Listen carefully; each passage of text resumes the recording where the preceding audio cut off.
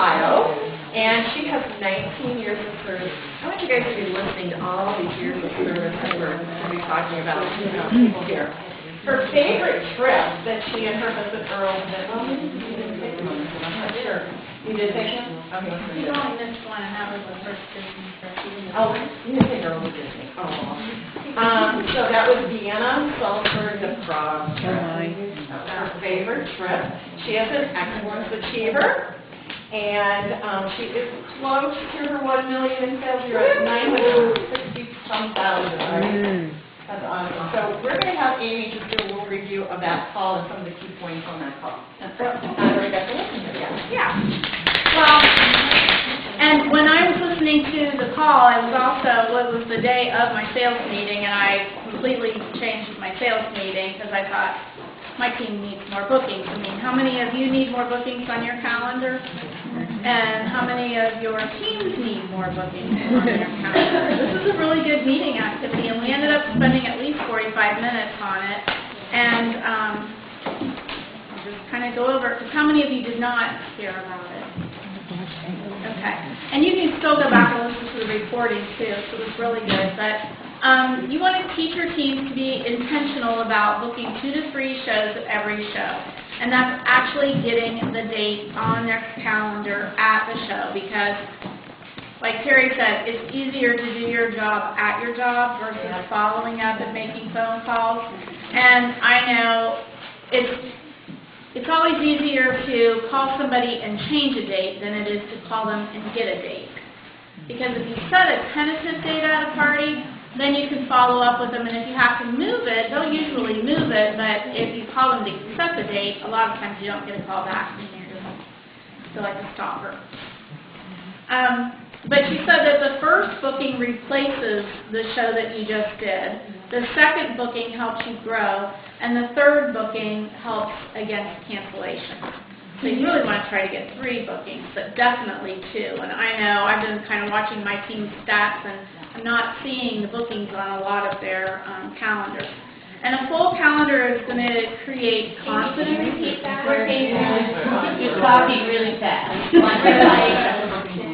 One replaces, 2 helps you grow, and 3 helps you protect against cancellations. And then a full calendar is going to create confidence rather than them being desperate. I mean, how many times do you go to a party and you think, oh my gosh, I only have 2 parties on my calendar for next week. I have got to get some bookings from this party. It's like they can sense that you're being desperate. Boy, they can smell it. Versus, oh yeah, I might have room around May. I'd like to be saying that right now, but we all need to get on the phone, right? And if your consultants have more confidence and they're getting more bookings, then their income is going to grow, and they're going to be wanting to grow a team, and they're going to stick with your team a lot longer too. So it's all kind of win-win. So at your meeting, you can do this little activity, and well, I don't know if everybody got the email or not, but there is an email out there, and Darla can probably get it out to everybody with the attachment of these two. I don't know. But, okay, so in month 1, and this is how you want to start your consultants out too. In month 1, they have 6 bookings on their show, right? Okay, if you're focused on 2 bookings from every show, you've got 6 bookings, you have 2 cancellations. And I tell people all the time, it's like doctors' offices, dentist offices, professional types of businesses get cancellations too. It's not just direct sellers. So then you hold 4. Well, if you get 2 bookings then from each show, then you've got 4 new bookings, right? But if you're only getting 1 booking, you have 2 cancellations, you have 4 shows held, you've just got 4 new bookings, so you're just basically replacing your schedule. But if you go on to month 2, over here, you're going to have 8 shows, you get 2 cancellations, you hold 6. You get 2 bookings from each party, then you've got 12 bookings, 12 new shows to hold. Over here, if you're just getting 1 booking a month, you hold 4 shows, you get 2 cancellations, You hold 2, you get 1 booking from each, you only have 2 new shows. And this happens a lot, so we've really got to be intentional about booking. Month 3, if you're doing 2 shows, or 2 bookings from every show, you now have 12 shows. You have 2 cancellations. You've got 10 parties that you hold. Get 2 from each, you've got 20. Over here, you have 2 bookings, 2 cancels, you have 0, you're out of business. And that happens to so many new consultants. So we've got to really help them focus on being intentional about getting more bookings on their calendar. Well, yeah, month 4, but they're done. Month 4 still here. Yeah. See the sad face. Out of business. We want to see the frowny face. Bye-bye. And that's where you end up dropping off a lot of people, too, because we're not working intentionally with helping them get bookings. So we've got a lot of different tools that you can use to help them get bookings at their show. Some of them are the booking slide. Our host program is fabulous. The future party pick. Anybody think of anything else off the top of their head? Me. Oh, yes. As a consultant. Because they want us to come and entertain their friends and have a fun party, so if you're doing a good job at your party, you yourself are a booking tool. And then there's lots of different kinds of booking activities that you can use, like doing a booking tree, the deal or no deal that a lot of people have been doing right now. I just gave everybody at my sales meeting Easter eggs, and they could put little prizes in there if somebody books a party before Easter.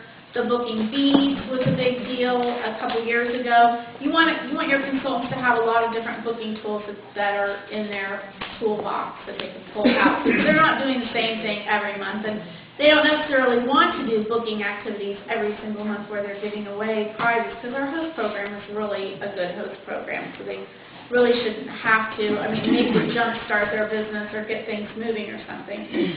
But then really working with their host, they've got to do good host coaching to get those bookings. Because when a host really understands our host program, you're going to turn your host into your booking agent and have them getting bookings before the show, so that when you show up at a show, they've already got a couple of people that have bookings. And tell your host, too, if anybody does decide they want to book from your show, call me right away and let me know so we can get their show on the calendar. And then Terry was saying that she just earned a free brownie pan, so she's taking it took it to the next party, and she said, I've got this brownie pan, and if Susie gets 3 bookings on the calendar tonight, this brownie pan is hers. So sometimes friends like to go ahead and help their friends out. And then she asks the past host at the party, TJ, what kind of products did you get at your party?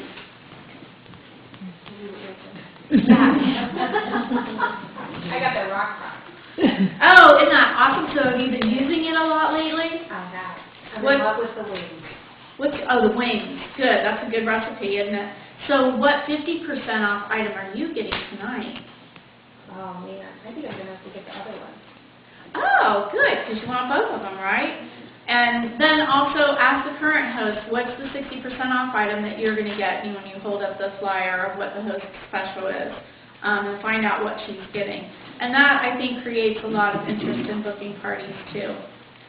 And then you've got she also is, and I use this a lot, too. When I come to your house to do a party, we can teach everybody how to make that recipe that you mentioned that you really like. And when you're nodding to somebody, they usually start nodding, too. Mm-hmm. So we teach them things like that. And then they've got the door prize slips that they can use. And she says she sticks the door prize slips in her apron pocket, and then she tells them, I don't know what I did with the door prize slips. Are you one of Mary's friends that wanted to book a party? And then the nodding the head thing. Because, how many times do people write no, but they still book a party? A lot of times they're chit-chatting with their friend when they're filling out the door prize slip. And I did discover a few people that were at my meeting were giving the door prize slips with all of the other information at the beginning of the party instead of waiting to the end to hand it out. And if they're giving the door prize slip out at the They've already beginning, made the decision.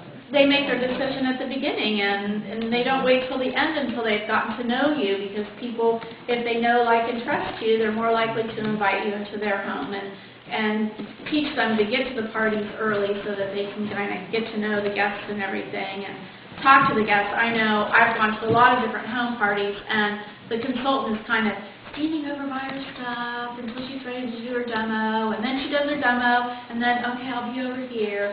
But when I first started doing parties, I don't know, I just naturally, I got there early, I got everything set up. It seemed like the host was always still putting their makeup on or getting dressed or cleaning up something or whatever.